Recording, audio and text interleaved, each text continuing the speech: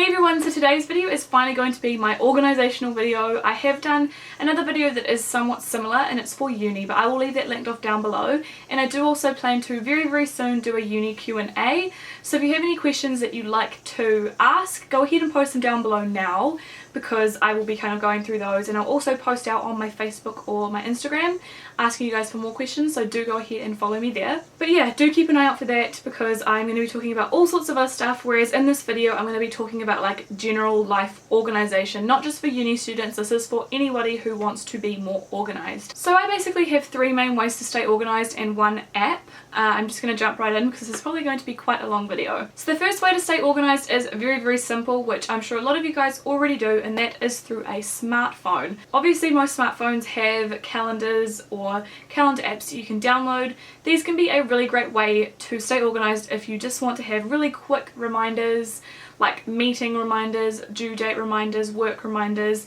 Phones are awesome for that. I use the app called Sunrise, which is a slightly different calendar app. I don't really use it that much. I have it on there for when I need it, but I like to use a physical planner, which I'll talk about in a minute. But in Sunrise you have morning, afternoon and evening, and that just helps you to kind of space out your day a little bit more. Of course you can do like the actual time, so it can be like 9 AM doctor's appointment, like you can have it quite specific, but having it split into those three sections can help you to organise your day just that little bit more. The positives to having everything on your phone is that it's always with you. 9 times out of 10 you'll have your phone with you, and you can also set it to chime, have like a little like reminder noise, like when it's an hour to the doctors you're like, oh crap, I needed to get ready for this, and then you aren't going to be late, which is something that you obviously can't get with a physical or paper planner. The downsides are though that you can't really go that in depth. You can't just sort of do to-do lists on a calendar. You can obviously do them in another app, but then everything's not all in one place. And for me personally, to-do lists that are digital don't really get done. I don't know why. I don't know if it's because I'm not actually writing it down,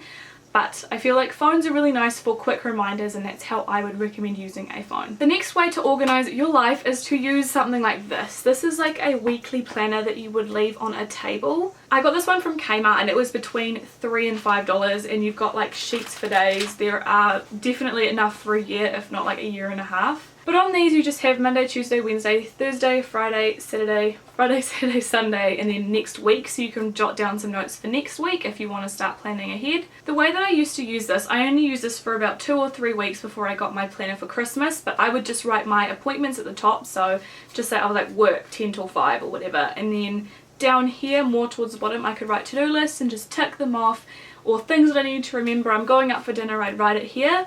And then I can also keep track of Instagram posts, which for a lot of you probably sounds weird and it's not that important, but I need to keep track that I've posted at least once a day. And if I have a video going up this day and I want to promote it this day, then I can write that down and remind myself. The next week box is also really helpful, and you're not really going to get that in a paper planner because paper planners are generally a week to a page or a week to 2 pages. You're not going to get like a next week portion, so this is a kind of a positive to having a planner, just because you can write like next week, like book doctor's appointment or book hair appointment or seeing such and such on this day. You can just have it so that you're like, oh yeah, I can't book this in next week because I have this. You know what I mean? It's just that little bit more handy. The one downside to this though is obviously this isn't exactly portable. It's supposed to be a pad that sits on your desk, so this is going to have to stay at home. But you can also do this with like whiteboards because it's more eco-friendly. You just wipe it off and start again.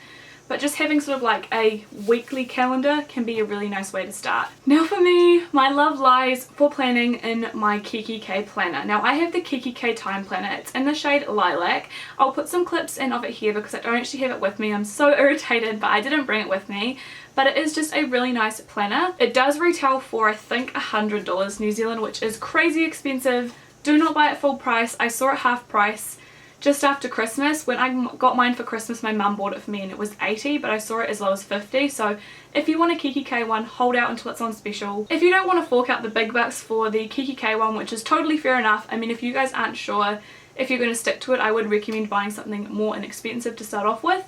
You can get them from Typo, Kmart, Warehouse, Whitcoulls, anywhere like that, and they're more likely to be around the $30 mark kind of at the most. But the reason why I love this is because first off, I can decorate this. The one that I have has a lot of free space. It has space along the tops, space down the sides where I can stick stickers or post-it notes or washi tape, which is patterned sellotape. So I can just make it my own, I can make it pretty, I can make it interesting, and that makes me want to keep going back to using it because it looks nice and it's cool to be able to write in something that looks pretty, if that makes any sense. What I do in this is I kind of have a key. I don't colour code mine, which some people will do, so like if you wanted to you could colour code. You could have like black for school, blue for work, red for personal, or like use red for urgent or anything like that. I personally just do the top line as events, and like if I'm going out that day I'll keep the top line for that. Then I misalign and then I start doing to-do list boxes. So I do little squares where I can tick and I'll write things in that I need to do. So for example, a lot of the time I'll have like film, organise your life video, and then the next one will be edit, organise your life video, and then I can just tick them off when they're done. Another thing that I also do is I do little stars kind of in the same way, and then next to it I'll write package arrived from Essence, so then I know that that's arrived and I can document that and put that away somewhere important, just so that I can keep track of when I get things, or even just like such and such called about this job, or I talked to this person about this project. It's just so that I can keep a really basic idea of what's happening on what day. I like to do that because it helps me personally to remember what I've done on the day. Not that I like don't remember what I do in a day, but it's just like for me sometimes I'll be like, okay, so if I get a package on Tuesday I'll advertise it on Wednesday or whatever, you know what I mean, just to keep my life in track. And that can really help you guys too. Like if you were at school you could write like test marks back, got an excellence in this, and that could be like a little star. You could just take notes of things that you need to either tell people or remember, or that you just need information for. In my planner also I have other sections like notes sections, I have a section for YouTube, I have expenses.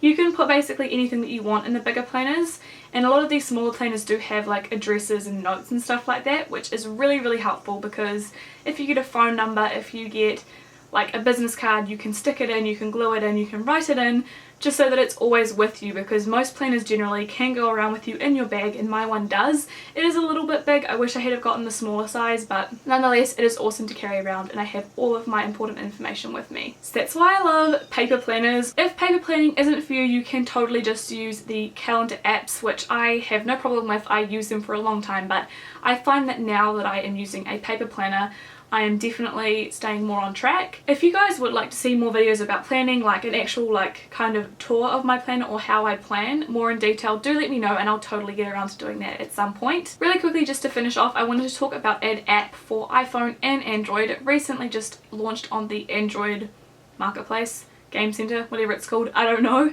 It's called Snupps or Snupps, I'm not sure how you pronounce it, but it's basically an organizational app. What it basically is it's a categorizing app. I know it's kind of a niche app, I'm not sure everybody would enjoy this, but this is so my cup of tea. So what you do is you create collections. So you have like your shelf and you make different collections or different shelves, and the only one that I have at the moment is my MAC lipsticks. So I have all of my MAC lipsticks in a collection, so that if I'm ever out or if I'm ever shopping and I want to see if anything's comparable, I'm not going to carry around like 20 MAC lipsticks in my bag. I can just pull up my Snupps app and just look through what I've got, and I can see, okay, so yeah, I can't buy this, it's too similar to Rebel. That's the main reason why I have this, but you can use it for literally anything that you want to categorize. You could take photos of recipes and have recipes on there. You could take photos of like your different pairs of shoes or anything like that. It's just a way to categorize your items. As I said, I do use mine for makeup, but you can use it for literally anything, so it is really versatile and you can talk about a bunch of different stuff. The other cool thing is that you can follow people and comment on their little collections, and you can like them and all sorts of stuff, so it's really interactive, and I definitely recommend that you guys check it out. I will leave a link down below to my Snupps page, and I'll also leave a link down below to download the app. So that's everything for today's really quick organizational video. I know it wasn't really that in depth, but I just kind of wanted to cover all of the different types of organization, and if you guys did want to see one more in depth about my, I was about to say my Instagram, no. If you guys wanted to see one more in depth about my planner, I can totally do a focused video on it if you guys want to see that, because you guys know I love my planner, so I'm more than happy to talk all about it. Do let me know what you thought about this video down below. If you are a planner, do let me know. I would really love to know more about you guys and whether you like to plan, or if it's just me. Am I the only person that plans things out? But I think it is a really cool thing to do, and it just helps you to keep your life on track. Don't forget to give this video a thumbs up if you did like it, because I loved filming it. And yeah, thank you guys so much for watching once again, and I will see you all next time. Bye!